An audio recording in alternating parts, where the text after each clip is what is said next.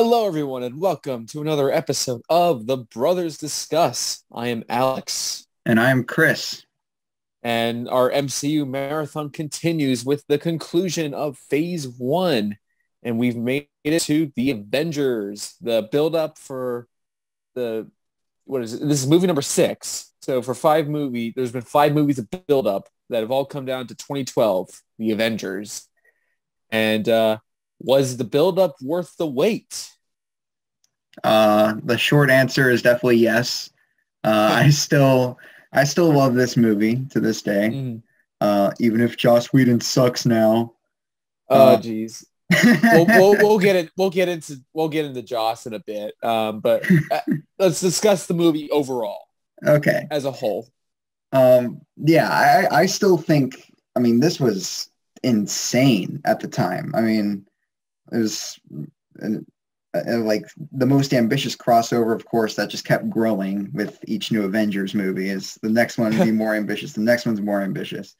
But Is Age of Ultron that much more ambitious? I don't know. it introduces new characters and it sets up future events. I don't know, but I don't know. If we're talking about ambitious crossovers, there were the memes for Infinity War, like, oh, Infinity War is the most ambitious crossover, and then whatever crossover you have in mind.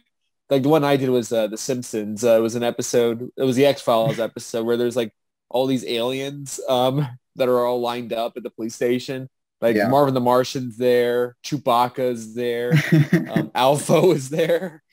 That was my contribution to the meme. But anyways, yeah, but no, I agree. I think this was a huge, I guess, risk at the time because there were a lot of I don't want to say there were naysayers at the time, like there still are today, saying that whether this sort of project could work, having all these different franchises, come together in one singular tone, and it surprisingly works very, very well. And it set the template for not just the future Avengers movies, but it's also very influential in pretty much everything else. And I guess the thing is, everyone complains about how everyone's copying Marvel now, but Marvel are the only ones that are doing it really well. Yeah. And it's all thanks to this film, which I gotta say, this is actually one of my all-time favorite movie-going experiences I've ever had. It came out 2012. It was still at the time when midnight screenings were still a thing. It was my first ever midnight screening. Was it? Yeah. Nice. Mine, this is embarrassing. My very first midnight screening was for Indiana Jones and the Kingdom of the Crystal Skull. Ouch. Yeah, not very good. But anyway, yeah, Avengers was just a very fun atmosphere to be in. Everyone was cheering, to the point where, and laughing, and like I said, to the point where I couldn't even hear some of the dialogue. Like every time I saw the Avengers in theaters, I could not hear Hulk say "puny God" because every audience that I was a part of would not shut up because it was that hysterical. Oh yeah, the Hulk like smashed Loki around. But yeah, this is just a very fun atmosphere to be in. And then, the next day at school, there were lots of fellow students wearing like Avengers t-shirts and stuff like that. It's like, oh yeah, the thing that I'm a fan of. That's cool. Yeah. So it was a fun time. Yeah. It's a very, very energetic atmosphere. Oh yeah. And it gets rivaled with Infinity War and Endgame. Oh yeah, sure. The energy in those movies are absolutely insane. Endgame alone it's such a behemoth. But we'll get into that later. Yeah, but this was this is really big and really important to the franchise. This is the first big crossover event, and the big thing is that should be that I really love about this is that it's like. It gets the characters right, considering this is, a different filmmaker, different writers, and they haven't had their experience with these characters, and putting them all together, they all feel like themselves. They all act like themselves, and Mm-hmm. I thought the movie did a great job at that. Yeah, and I guess this leads us to our discussion of Joss.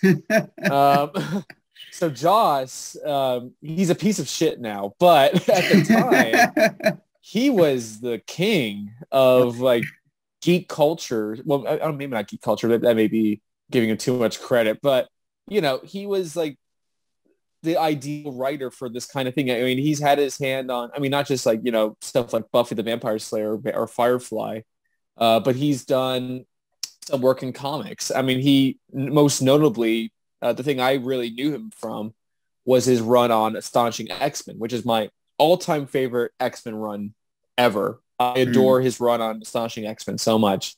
It's to the point where, like, for those who don't know, I'm a huge Cyclops fan. So, like, Scott Summers is my favorite X-Men. And anyone that says that, oh, Cyclops sucks, except for that one time, and then they describe the Whedon run, like even like Cyclops, like naysayers are like, so well, Cyclops was awesome in Whedon's run at the very least. So I love his work, and after this movie made me want to check out his other stuff. So that's how I dove into Firefly and Buffy. But I mean, now it's kind of hard to separate, Joss from what's come out of him now with like his whether it's like what Ray Fisher has said during his experience on Justice League, and the other stuff that's come out from Buffy. I mean, it's a huge shame that's even happened, and I'm not gonna like try to defend Joss for those actions at all, but I will say, just separating that, just talking about his contribution to the MCU, I think it's important, and I don't think it should be ignored by any means. Because I think the script is by itself, I think it works very, very well. I think it understands exactly how to bring together all these different characters in interesting ways, and the way it sets up all the heroes and intriguing conflicts throughout the first act is amazing. I mean, and the action-packed finale it's packed with just so many iconic moments. Right. It essentially boils down to a big party celebration, basically celebrating its own ability to exist as a crossover. Yeah. And I can't help but love every second of that bombastic spectacle. Yeah. Right. And yeah, I haven't really went that deep into like everything Joss has been, everything that's happened recently with Joss Whedon. The only like big crime I know is from the DC fanboys is his work on Justice League. But there is that. I mean, I won't. Yeah. I guess if we're talking the Justice League real quick, I mean, the theatrical cut sucked, and to me, I mean, I'm going to get a lot of hate from Snyder fans. I don't like Zack Snyder's work. It's just not for me. But the Joss Whedon cut of Justice League, I saw no evidence that there was a better version of that movie. And after seeing the Snyder cut, I still was not convinced I was validated that was it better, or, I mean, I guess it was better than the theatrical cut. Better. Sure. But do I think it's good? No, it still sucks. Yeah. You can't polish a turd. Come on, people. Yeah, no. But I don't like the Snyder cut either that much. But I don't hate it either. It's literally like right in the middle for me, but it's miles better to me than the theatrical cut. Mm-hmm. But I mean, getting back to Avengers, people these days seem to dismiss the cultural impact the Avengers had. I mean, these days people claim that this movie is overrated, and I have to ask, why? Like, this is fun. It's a steady popcorn flick from start to finish. I saw superhero movies like Fantastic Four or The Hulk in the theaters. I wish there were movies like The Avengers when I was a kid. I mean, the kid in me loves this kind of stuff. Yeah. I mean, the MCU movies before this, they were mostly decent at best overall. But if we sprinkle in some Joss Whedon magic, I mean, at the time, of course, Right. Um, we get something like this. You know what I think Joss is best at as a writer? Hmm. Dialogue that can be both revealing and humorous. Like Oh revealing yeah. characters. That's what he's good at. Like, I mean, you Hmm. can make the argument that the dialogue here is very interchangeable among the characters. I mean, I get that argument. I don't disagree with it entirely. But where the saving grace comes from is the placement of the dialogue. Hmm. And the Avengers as a whole, it's a marketing tool, a very colorful and awesome marketing tool, just like how, I mean, like, I guess Force Awakens turned out to be. But I Yeah. mean, it took a long time to get here, ladies and gents. It took all those Daredevils and Fantastic Fours and Catwomans to get us right here where superhero movies are at least digestible after all those steps and missteps. I mean, like, the Avengers is overrated? Really? Really? You're going to come down here and shake my monkey tree? That's a Ghostbusters 2 reference, you uncultured swines. Um, yeah, Joss Whedon did with the Avengers what almost none of the previous films did. It had a warmth, not heart. That's different. It had a warmth that just comes standard with the characters he creates. Like, are Buffy and Firefly the deepest shows or the most relevant shows ever? No, but you know who your favorite characters are. You know what your favorite moments are from it. I mean, it still pisses me off that Firefly gets one season, but The Big Bang Theory was on for freaking eternity. And, Oh.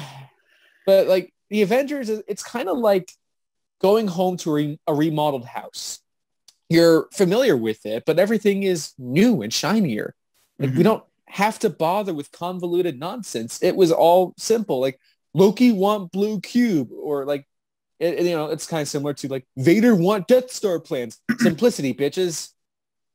Yeah. And like the writing can be a bit clunky, and it gets very clunky at times, and we tend to get a lot of repetition. But here's the thing: if a film like this has flaws, that's fine.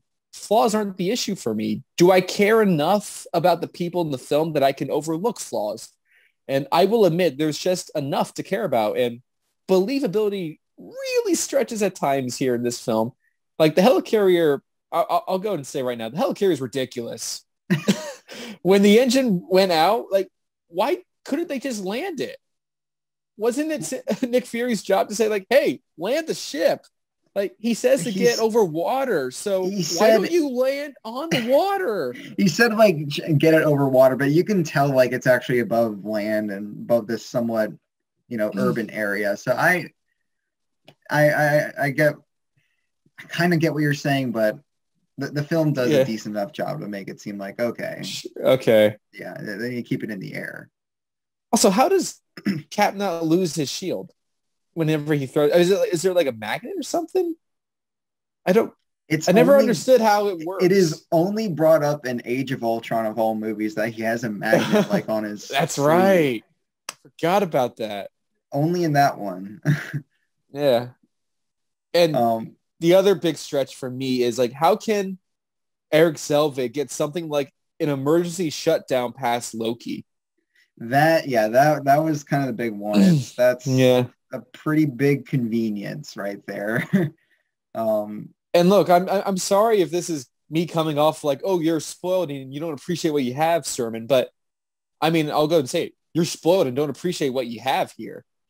Like, like I appreciate what Joss did for the Avengers and MCU as a whole. I mean, like, imagine if others got their hands on this. Imagine if they didn't care about rivalries, because I think it's just great that they don't get along at first. Like, right. it's a very lighthearted story of a team coming together, and it doesn't take itself too seriously. And it doesn't pander or forget what franchise it is. The Avengers knows itself. Like, Loki's plan is silly, but that's part of what makes it lighthearted. Yeah. Like, oh yeah, we don't have to take things so seriously after all. Like, that's what I could say about the Avengers. It may not be the best movie in the MCU by any means, but it's a great time. Right. Yeah. And I still think it holds up to this day, and it's pretty much what you've said. It's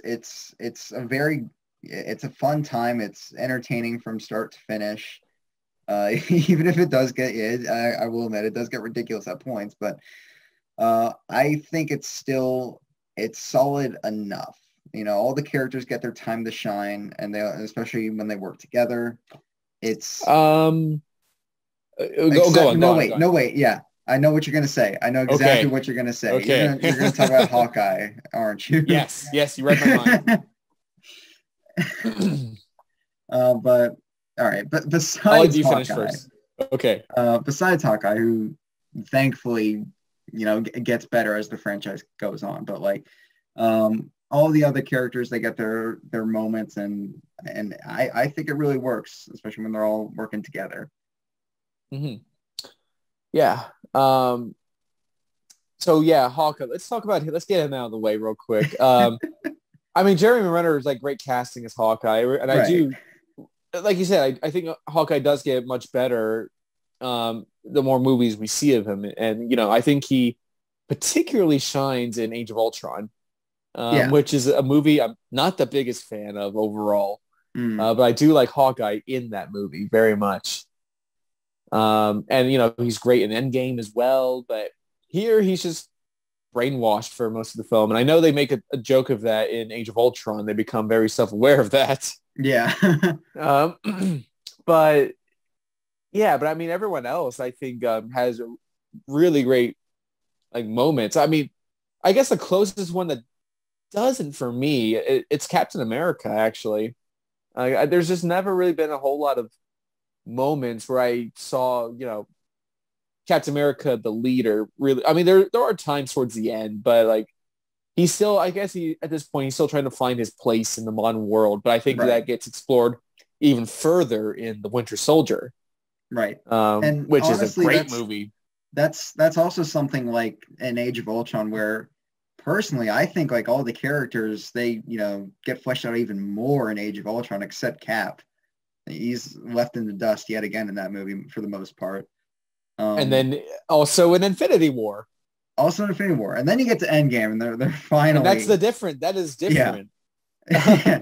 It's interesting that Captain America seems to be like a least prioritized character in the Avengers movies. Considering that he's the leader of the Avengers. Mm-hmm. Yeah. Yeah. But let's talk about Mark Ruffalo. Oh yeah. Let's so notably Mark Ruffalo. This is Mark Ruffalo's MCU debut as Bruce Banner / Hulk, a role that was recast from Edward Norton. And I gotta say, this is a revelation of casting. I love Mark Ruffalo as Banner. Oh, he's great. He's so great. He is so good. And a part of me wishes that they maintained the Hulk's character arc throughout the rest of the MCU. Because, I mean, like, to me, it seemed like in this film, he got over his Hulk dilemma that he's been trying to hide that side of him for so long, like keep it within him. But then he sort of like accepted it at the end. Like once we have that awesome moment where he's like, where I'm always angry, like that's just like a good defining character moment for Banner, but it's never really it's never quite that way for the rest of his appearances. I mean, like in Age of Ultron, it brings up once again, like the Hulk is like a dangerous monster that he can't control. And it's like, come on, I thought we got over this. Mm-hmm. I mean, they do take it to an interesting direction with Thor Ragnarok, and then take it from there, which leads to Endgame, which I do have some thoughts on, so put a pin on that. But yeah, I really love Mark Ruffalo as Banner. And I mean, and we also get some subtle hints of the Banner Black Widow relationship that's, again, further explored in Age of Ultron. Yeah. It is very subtle in this film. And at the time I thought maybe there could have been, when I remember when I first saw this, I remember at the time, are they doing something with Banner and Black Widow? But I mean, rewatching it, I almost didn't get that sense, even though in hindsight now, I know where it all goes. Right. It's interesting. Mm-hmm. But yeah, I think he's got a lot of charm to Banner now. He's great in this. And I actually really do. I rewatched Age of Ultron the other day, so I actually really do like Hulk in that movie, and we'll get to that. But okay. Yeah, But yeah, I think Mark Ruffalo's fantastic as Bruce Banner, and I'm glad that it's kind of like a blessing in disguise. It's like I don't think Edward Norton did a bad job as Hulk or anything, but Oh, not it's at all. longevity. I think Mark Ruffalo fits the role much better. Hmm. I would agree with that. Hmm. Want to talk about Agent Phil Coulson? Oh boy. The, Yeah. So Coulson, I mean, it's been like discussed by lots of other people, but Coulson is essentially us. right. Like he's essentially like the guy that believes in the Avengers. He's the fanboy. He collects Captain America trading cards, and when he dies, it's interesting because he's not the most fleshed out character, but he was, I guess, consistently likable throughout his appearances. Hmm. And his death is important, but yet his death is so important to this movie and to the franchise, where it really unites the Avengers together for a common cause. But unfortunately, we have Agents of Shield, which I will say is the one Joss um, contribution in the MCU that I don't like because he did create that show. He directed the first episode. But I believe he wrote the first episode as well, like Mm. flat out. Like Coulson is alive and like he's out in the public with like a megaphone. He's like walking about in public, and he's like, it's not exactly like a well kept secret now. But the thing is, like, none of the other characters like even acknowledge that Coulson is alive, which Right. is strange. Which again, like, it's one of those weird things with the MCU TV shows where it's like, are they technically canon in the MCU? But then I guess we're slowly getting to the point where they are like going to be full canon, I Mhm. guess, where that's like a full, like everything that's happening in the Disney Plus shows at the moment, it's like legit, like going to affect the future of the MCU, I would Oh think. yeah. Oh yeah. Yeah. Like there's big changes that happen in so far, both WandaVision and Falcon and Winter Soldier. Yeah. Um, But Agents of Shield, it certainly has not had that sort of like impact in the MCU. Agents of Shield is this envious little brat that like it it tries its best to like be connected in the MCU, but the MCU is just always ignoring it. It's always the big picture, and then you have Agents of Shield that it tries to connect to literally every single project that's happening while the show is airing, but Mm-hmm. it is left in the dust compared to all the movies that are happening. So it's Yeah, and yeah. I guess the big thing I'm trying to go at with Agents of Shield right now is that I think having the notion of bringing Coulson back, I think It's you lose something with this film. you do, yeah. And So to, yeah, to me, that's a shame. and I'm sure to many, many fans, Coulson is dead. He might actually be in Agents of Shield. I have no idea. But In my head canon, Coulson is still dead. he died in the Avengers. Yes, That's yeah. he never got resurrected from surgeries. That were Brain surgeries. brain surgeries. That reminds me of a YouTube poop that we discovered a few years ago where it was what was it? I think it's Brain called dilation. Brain Dilation from Patton Oswalt's character in that show. Um, go look that up. The video is called Ages of Shit. There's two videos called. It's very funny. Yeah, there is. I think the other one's just a clip from that first episode. It's a little poop. A little poop. Oh man, that show. That's not a good show. I don't like Agents of Shield. I'm sure this won't be the last you'll hear from me on this, but Agents of Shield is just terrible. I don't like it. I don't like how cheap it looks. I don't like how. I mean, the big thing is Coulson being alive, and yeah, don't watch Agents of Shield. It sucks. Mm-hmm. What else do we want to talk about with the Avengers, though? We have two post-credit scenes this time. And yeah, God, is it exciting to see that very first Thanos tease? Oh yeah, And what were you gonna say? okay, so yeah, first Thanos tease, it's pretty big. It shows that Mm-hmm. there's definitely a big future ahead for this franchise. Um, I do have to say though, it's like every time Thanos like gets an appearance until Infinity War, every time Thanos gets an appearance, like whether it actually be in the movie, like in Guardians of the Galaxy, or just yet another post-credit scene, it does get less exciting. Or just like, okay, come on, do something already. Mm-hmm. But this was big. I mean, yeah, it was exciting to see Thanos in here. Oh yeah. It does, but it does remind me. There was when we saw this movie at the midnight screening. There was like when that scene happened, like I figured immediately, oh, that's Thanos. But someone in the audience like really loudly just said, "Holy shit, it's Red Hulk!" And I was like, "You are a you are a buffoon, sir. Like you know enough to know about Red Hulk, but you don't know enough that Red Hulk is clearly not Red Hulk. That's clearly not William Hurt. Come on." Oh Like they my haven't done the work to build up to Red Hulk with General Ross yet. Like, what are you talking about? He's also in Um, space. he's like, how? He's the evil mastermind behind everything. It's Red Hulk. It was Red Hulk all along. But no, Thanos is great in this little tease. And I agree with you. I think um, I do have some things to say about him in Guardians of the Galaxy, mainly positive things, actually. I do love Thanos in the first Guardians movie. I mean, his first scene in Guardians is like one of my favorite scenes of that movie, funnily enough.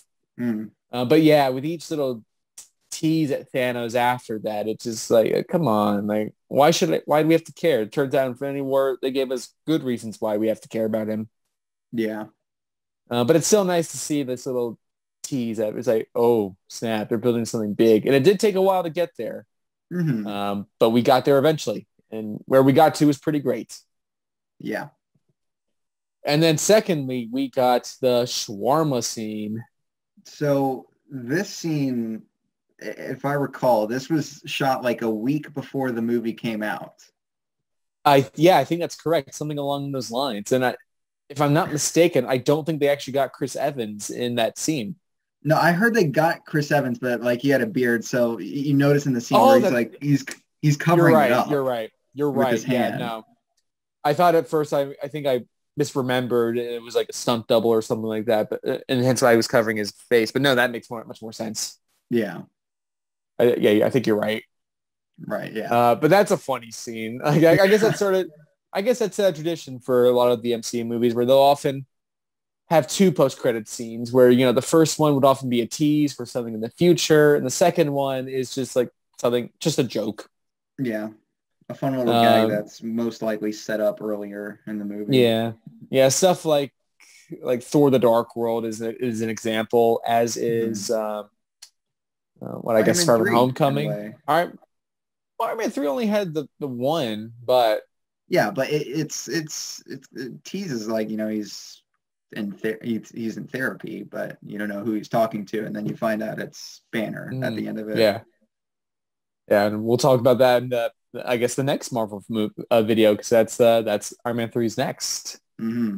But yeah, anyways, anything else you would like to discuss about the Avengers? That's everything.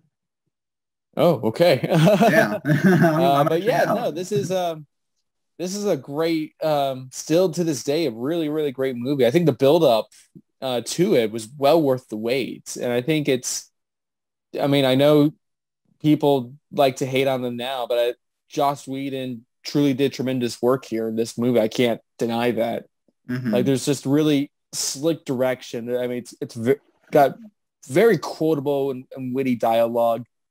It's really well structured screenplay, and Alan Silvestri's score is still really, really great stuff, and it complements this fun team up. Yeah. What is your grade on Marvel's The Avengers, or Avengers Assemble as it's known in the UK? I'm going to go with a solid 8. Same. Yeah, it's an 8 out of 10 for me. And I have a follow-up to that. How would you rank the Phase 1 movies? Oh, From favorite to least favorite? I'm putting you on the spot. Okay. Iron Man would be first, and then the Avengers, and then Captain America, Thor, Iron Man 2, and Incredible Hulk. I think I legit have the exact same ranking now that I think about it. Yes, that is my ranking. Yeah, Iron Man. Yeah, Iron Man, Avengers, First Avenger, Thor, Iron Man 2, Incredible Hulk. That's legit my ranking right now. Well, sometimes it depends. Sometimes Incredible Hulk and Iron Man 2 may switch spots, but I think right now I'm going with that exact ranking. Yeah. It just depends on how I feel. Phase 2 might be a little interesting. Oh yeah, Phase 2 will be a very interesting discussion going through those movies because it's got some of my very favorite movies and some of my least favorite movies in the MCU. Oh boy. Yeah, so look out for that. But we're actually going to take a little break from Marvel, just a very little one, because our next video after this will be we're going to go back to Star Wars. We're going to have a video out on May 4th, and I think it'll be a very controversial video. It will be a discussion on The Last Jedi, but specifically our opinions on it, which are actually very positive.